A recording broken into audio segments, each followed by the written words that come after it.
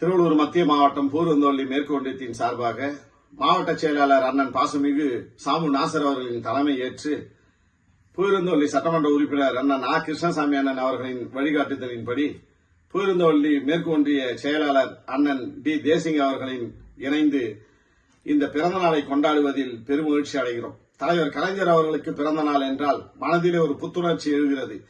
ஒரு இளைஞர்களின் எழுச்சியை நாங்கள் பார்க்கிறோம். ஏன் என்று சொன்னால், ஒரு கல்வி இந்த நாட்டை மாற்றி அமைக்கக்கூடிய சக்தியாக இருக்கிறது. அந்த கல்வியை எப்படி அவர் சமூக நீதியாய் பார்க்கிறார் என்று சொன்னால், எத்தனையோ பிள்ளைகள் அரசு பள்ளிக்கூடத்தில் படிக்கிறார்கள், எத்தனையோ பிள்ளைகள் தனியார் பள்ளிக்கூடத்தில் படிக்கிறார்கள். இந்த பெற்றோர்கள் மத்தியிலே இந்த ஏற்றத்தாழ்வுகள், மன நிம்மதியற்ற ஒரு காரியங்கள் நடக்கிறது என்பதை கருத்திலே கொண்டு தனது முயற்சியாலும் அவர் இந்த மக்களை நேசிக்கின்ற நேசிப்பாலும் அந்த பண்பாலும் சமூக நீதியை கொண்டு வருகிறார்.